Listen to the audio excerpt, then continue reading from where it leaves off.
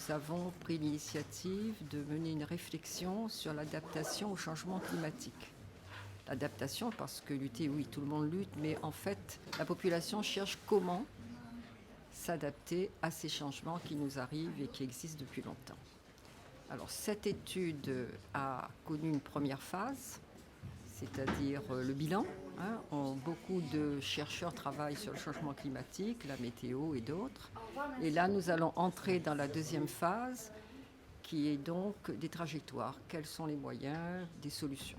Et en premier, nous allons lancer une plateforme qui se trouve sur le site du Conseil de la Culture et interroger la population, parce que c'est l'éducation populaire, par l'éducation populaire, les habitants de La Réunion, qui sont les principaux acteurs, vont pouvoir apporter des solutions qu'ils connaissent ou qu'ils ont vues ou dont ils ont entendu parler. C'est ce dont nous sommes en train de faire actuellement.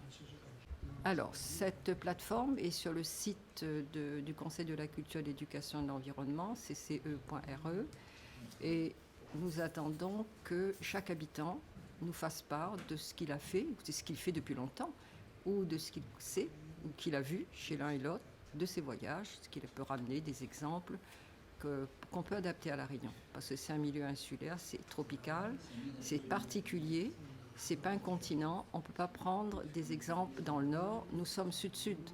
Donc il faut prendre des modèles qui sont sud-sud. Et puis en particulier ce que les Réunionnais ont inventé, eux, face au changement climatique. Nous savons que les Réunionnais ont beaucoup d'imagination, nos ancêtres ont fait beaucoup de choses également, lutte contre l'érosion, arriver à faire des réserves d'eau, tout cela, on sait le faire. Voilà pourquoi nous lançons cela. Nous avons besoin que les Réunionnais, quel que soit leur âge, quelles que soient leurs conditions, répondent, fassent connaître également cette demande. Et ça nous permettra ensuite d'évaluer des trajectoires parce que nous sommes un conseil pour la région, la collectivité régionale. J'avais vu un reportage fait par, je ne sais plus, une collectivité ou un département. C'est quelqu'un, l'habitant du Tampon, qui lui a réglé son problème d'énergie. Il ne dépend pas d'une entreprise comme EDF par exemple. Il a réglé son problème d'eau pour l'arrosage, pour les toilettes. C'est de l'eau brute, c'est de l'eau de pluie qu'il arrive à filtrer. Il règle un certain nombre de choses. Il produit dans son jardin également. Il peut produire des légumes, des breads, comme le faisaient la plupart d'entre nous.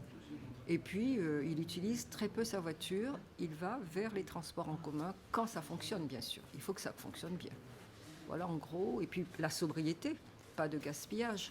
Le créole, il n'aime pas manger les restes. Il paraît non, mais j'espère que ce n'est pas vrai. Donc, pas de gaspillage. Alors, le site, c'est pangar.cce.re. Alors, pourquoi nous avons choisi Pangar? Donc, nous avons fait une consultation au sein du Conseil de la Culture, de l'Éducation et de l'Environnement. Et nous nous sommes arrêtés sur une symbolique qui est un arbre, donc l'arbre de vie, et Pangar, il faut bien prononcer à la créole, ça veut dire faites attention, soyez attentifs. Il y a des traductions multiples qui veulent dire que prenons conscience de quelque chose, le changement climatique, et voyons comment nous allons nous adapter à cela. Nous prémunir des problèmes liés au changement climatique. En créole, quand il y a au Pangar, ça veut dire faites attention. Aujourd'hui, on agit pour le CCE, avec un groupement d'entreprises, avec 2 autres cabinets d'études, CEDRE et Écostratégie Réunion. Notre rôle sur cet accompagnement, c'est de co-construire des trajectoires d'adaptation au changement climatique à La Réunion.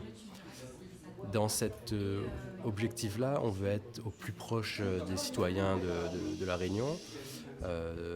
Et pour cela, pour co-construire ces trajectoires avec eux, on a décidé de mettre en œuvre une plateforme qui s'appelle pangar.climat.cce.re qui permet de recueillir sur le terrain, vraiment plus proche des Réunionnais, les initiatives qui existent sur la transition, sur le changement climatique, sur l'adaptation au changement climatique à La Réunion. Oui, la plateforme est déjà mise en ligne. La première échéance pour nous, par rapport à la mission, c'est début novembre. On va faire une première phase d'analyse là, début novembre sur les initiatives qui sont recueillies, mais par la suite, la plateforme va vivre. Au fur et à mesure, on aura des initiatives qui sont recueillies. Nous, on va les analyser, ensuite les mettre en lumière quand il faudra. Mais voilà, La DGEN se laisse un bon mois pour recueillir tout ce qui existe sur le territoire. Secteur privé, secteur public, associatif et citoyen, tout le monde est bienvenu sur la plateforme pour cette première phase-là en tout cas.